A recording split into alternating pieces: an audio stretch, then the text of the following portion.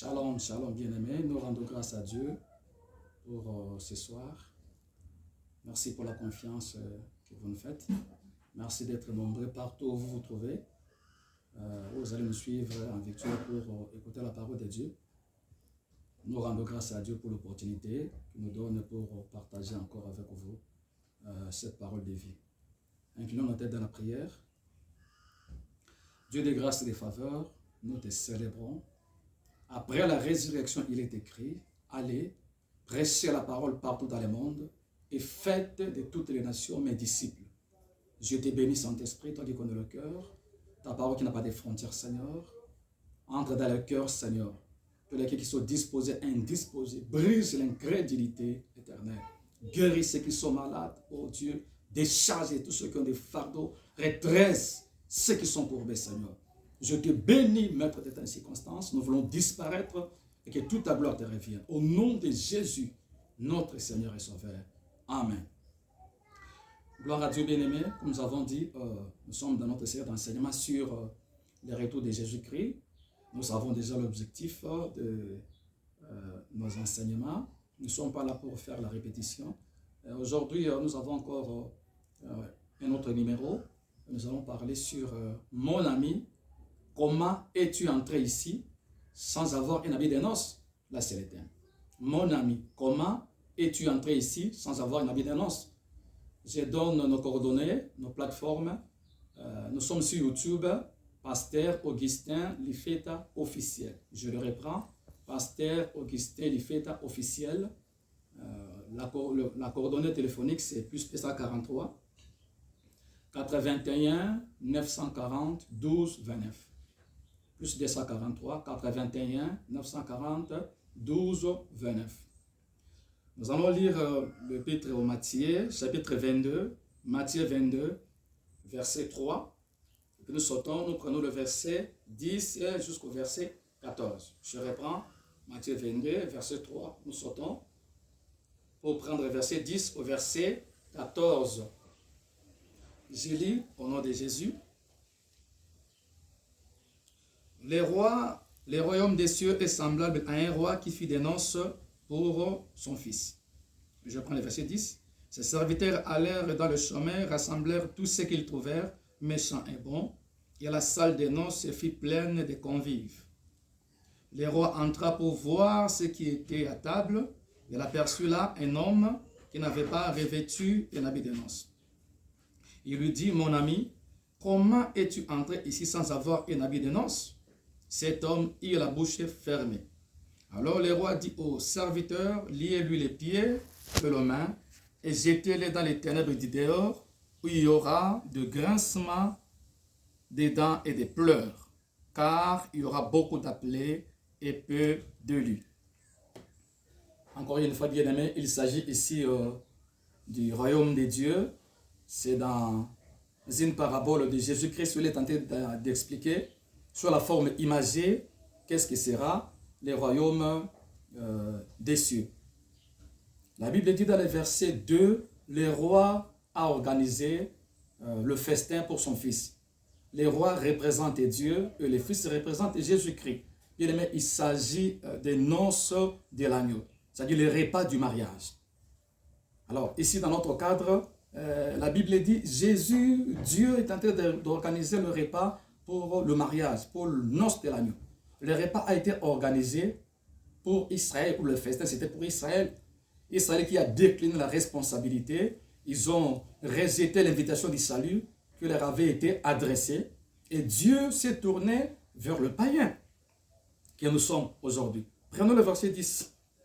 On dit, le roi a envoyé ses serviteurs partout dans la rue pour appeler tout le monde. On a cherché les invités dans la rue, on les a appelés pour que la salle soit remplie. Et les invités sont venus, sont répondus à l'invitation. Mais curieusement, dans la salle, quand le roi est entré, le roi a remarqué qu'il y avait quelqu'un dans la salle, mais qui n'avait pas revêtu, qui n'avait pas été revêtu de l'habit de noces. Il n'avait pas porté l'habit de noces. Et il a été interpellé par le roi. C'est là que nous avons tiré notre thème. Mon ami, comment es-tu entré ici sans avoir un habit de noces? Donc, c'est une question interpellatrice bien aimée. comment es-tu entré ici? Entré où? Entré dans le royaume des cieux, sans avoir une vie de noces. Bien-aimé, c'est clair. Les serviteurs que Dieu avait envoyés dans la rue pour chercher les invités, ce sont les serviteurs de Dieu que Dieu a choisis. Je suis l'un des serviteurs que Dieu a choisi pour vous lancer l'invitation de la proclamation de l'évangile. Vous êtes l'invité, bien-aimé, à un grand festin des noces de l'agneau. Il y a un grand festin de l'os de l'agneau, bien-aimé, qui arrivera. Et ce festin-là, c'est le jour de l'enlèvement où nous verrons notre époux tel qu'il est. La Bible déclare, Dieu, nous ne l'avons pas encore vu, mais ce jour-là, nous le verrons. Voilà l'invitation qui vous a été lancée, qui vous a été adressée. Et on a réuni le monde dans la salle des noces. Bien-aimé, la salle des noces représente la joie qui caractérise le royaume des cieux. Parce qu'ici, il s'agit de noces, du festin des noces, qui est le symbole, le fête du mariage. Le mariage, c'est l'enlèvement, où nous, l'Église, nous serons enlevés pour rencontrer notre époux, qui est le Christ. Et en entrant dans la salle des noces, la Bible déclare, le roi a remarqué qu'il y avait quelqu'un qui n'avait pas été vêtu d'habits de noces. Et la personne a été interpellée. Comment es-tu entré ici sans avoir un habit de noces? Et le roi a ordonné aux serviteurs de lier cet homme et de les jeter dans les ténèbres du dehors, comme dit la Bible. Là où il y a des grincements des dents et de pleurs. Bien-aimé, c'est très important ici. Il s'agit d'un habit de noces pour rentrer dans le royaume. Je viens de vous décrire ici que le festin des noces, cela désigne ou représente le royaume des cieux, l'ambiance, l'atmosphère joyeuse qui caractérise le royaume des cieux. Dans le livre d'Apocalypse 19:7, la Bible déclare, réjouissons-nous, donnons gloire à Dieu, parce que le temps est venu. L'épouse est se préparée. Moi et toi qui sommes l'épouse, nous devons nous préparer, bien-aimés, parce que les noces de l'agneau, c'est pour bientôt. L'invitation a été lancée, bien-aimés, à tout le monde. L'invitation, c'est pour tous. Quand nous rentrons dans le verset 10, Dieu avait lancé l'invitation pour tous. Le salut est accessible à tous, bien-aimés, sans distinction de race, ni de tribus, ni de langue. Le salut n'a pas de couleur. Le salut est lancé pour tous. Mais nous avons remarqué ici que les invités ont décliné les responsabilités. Ils ont décliné les responsabilités. Ils ont refusé de venir au festin. Même parmi ceux qui sont appelés bien-aimés, il y a des gens qui seront interpellés. La Bible dit ici, quand vous lisez le verset 14, la Bible dit, il y aura beaucoup d'appelés, mais peu de lits. Cela signifie quoi? Quand nous prêchons l'évangile de Dieu, il y a beaucoup de gens qui refusent d'accepter la grâce de Dieu. Il y a beaucoup de personnes qui refusent de croire à la parole de Dieu. C'est pourquoi le verset 14 dit, il y aura beaucoup d'appelés. Beaucoup de gens vont écouter l'évangile, mais ne vont pas croire en Jésus-Christ. Ils ne vont pas donner leur cœur à Jésus-Christ. Mais il y aura peu de lits, peu de gens qui vont écouter l'évangile et peu de gens qui vont accepter la grâce de Dieu, qui vont croire au Seigneur Jésus, bien-aimé, comme Seigneur et Sauveur. Nous sommes dans le verset 12, bien-aimé. C'est un verset qui nous interpelle. Le roi pose la question. Ici, il s'agit de la scène qui va se passer dans le ciel. Jésus posa la question à cet homme. Comment es-tu entré ici? Ça signifie, même parmi ceux qui vont croire au message de l'évangile, bien-aimé, certains seront démasqués comme des intrus. Certains seront démarqués comme des intrus. Et on va les jeter en enfer. Parce qu'ici, les gens étaient déjà dans la salle, quand nous lisons le verset 12. Maintenant, le roi a posé la question à ces messieurs. Comment es-tu entré ici, dans la salle des noces? Mais tu n'as pas l'habit des noces. Comment es-tu entré ici? On a donné l'ordre de les lier et de les jeter en enfer. De les jeter où les gens grincent des dents, là où les gens pleurent nuit et jour. C'est le symbole de l'enfer, bien-aimé. Il y a une éternité dans l'enfer, dans le feu. Vous pouvez éviter ces catastrophes aujourd'hui si vous décidez, bien-aimé, d'accepter l'invitation que je vous lance. Ici, dans le verset 12, le verset 10, la Bible déclare, le roi a envoyé ses serviteurs. Dieu m'envoie pour te lancer l'invitation de l'évangile. Afin que tu puisses donner ton cœur en Jésus-Christ. Tu puisses croire et donner, bien-aimé, ta vie en Jésus-Christ. C'est quelque chose de très important. Quand les serviteurs sont partis lancer, adresser des invitations, donner aux invités les invitations, on n'a pas choisi des gens. Les gens sont mauvais, pauvres ou misérables. Tout le monde était entré. Je ne sais pas là où vous êtes en train de me suivre, où que vous soyez, qui que vous soyez bien aimé. Tu peux être riche, tu peux être un pauvre, misérable, ou encore tu es méchant ou bon. L'invitation est lancée à tous, bien aimé. L'invitation est lancée à tous. Parce que sur la grâce de Dieu, je ne sais pas le temps dans lequel tu te trouves, Dieu, bien aimé, ne te condamne pas. Souvenez-vous de ce qui est arrivé quand vous lisez l'évangile de Jean, chapitre 8, verset 11. Les scribes et pharisiens ont surpris une femme en flagrance d'adultère. Ils ont dit à Jésus, voici cette femme. Nous l'avons surpris en flagrance d'adultère. La loi dit de les lapider. Bien aimé, parce que cette femme, quel que soit son état, il s'est trouvé devant Jésus. Jésus qui s'appelle la grâce de Dieu. Quelle était la réponse de Jésus envers cette femme? Jésus a dit, moi aussi, tu viens d'être surpris en flagrance d'adultère. Moi aussi, Jésus, je ne te condamne pas. Va, mais ne pêche plus. Bien aimé, où que vous soyez, qui que vous soyez, quel que soit le péché où vous vous retrouvez, maintenant que vous êtes en train de me suivre, Dieu te lance l'invitation de la grâce de Dieu. Dieu ne t'encourage pas à pécher. Tu peux prendre aujourd'hui la décision seulement de ne plus pécher, d'abandonner le péché et de recevoir la grâce de Dieu. Et cette grâce, c'est l'invitation que je te lance. C'est Jésus-Christ, cette invitation est adressée, bien aimé, à tout le monde, sans distinction de race, ni de tribu, ni de langue. Jésus-Christ t'aime. Et Jésus-Christ veut que tu participes, bien aimé, à ce festin des noces de l'agneau, qui est le symbole des royaumes des cieux. Nous serons dans la joie dans ces royaumes. On dit dans ces royaumes, il n'y aura pas de mort, il n'y aura ni deuil, ni douleur. Parce que les premières choses, bien aimé, auront disparu. L'invitation a été lancée à tout le monde. Mais tout le monde n'a pas donné du crédit. Tout le monde n'a pas donné de confiance, bien aimé, au divin donateur qui peut nous donner l'habit de noces. Qui peut nous donner cet habit de noces, bien aimé? C'est Jésus-Christ. La Bible déclare, à ceux qui ont cru, ils sont gratuitement justifiés. Lisez dans 2 Corinthiens chapitre 5, verset 21. Que dit la Bible? La Bible déclare, Jésus s'est fait pécher.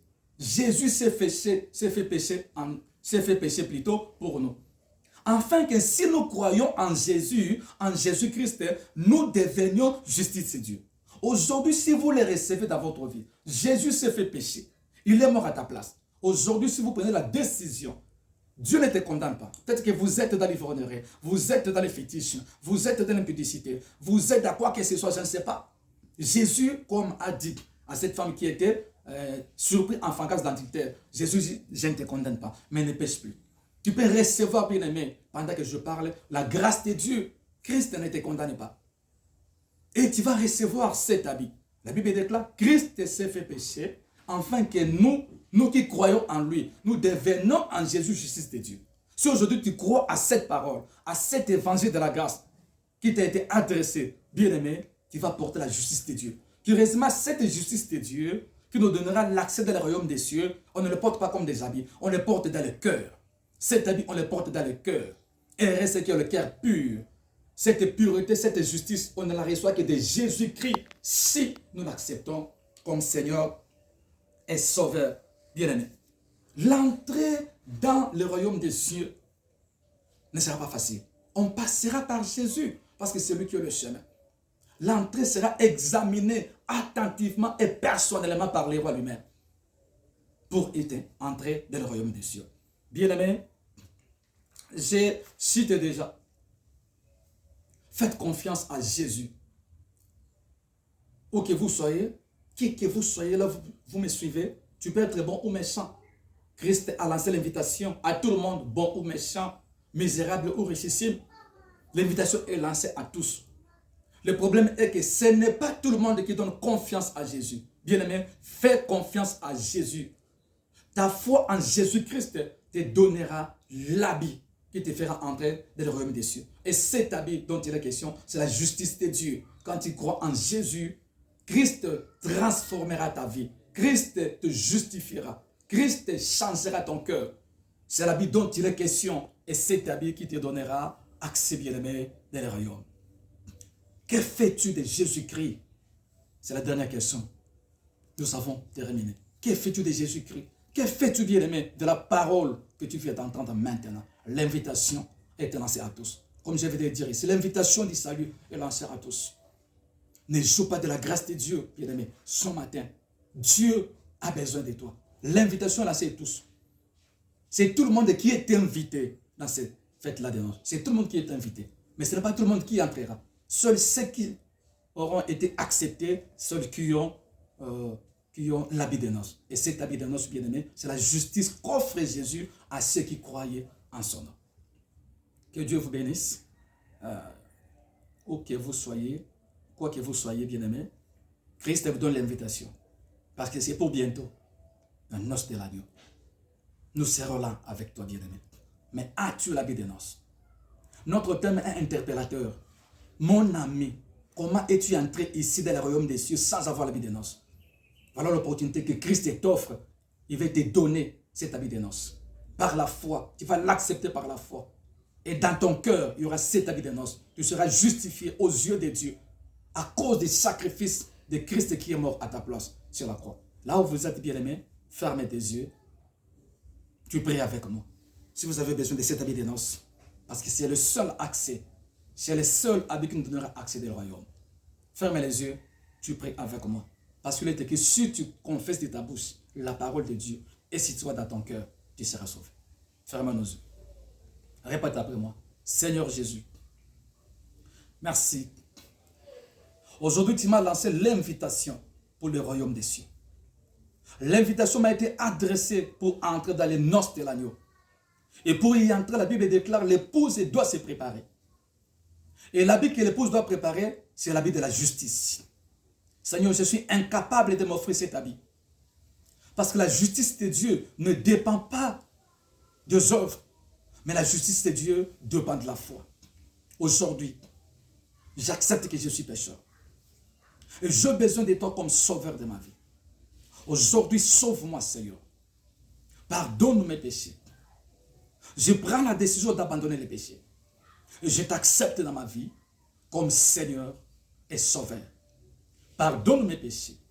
Purifie-moi par ton sang et écris mon nom dans les livres de la vie. Merci, Seigneur, parce que tu fais de moi les prochains invités dans la fête du noce de l'agneau. Dans le nom de Jésus-Christ, notre Seigneur et Sauveur.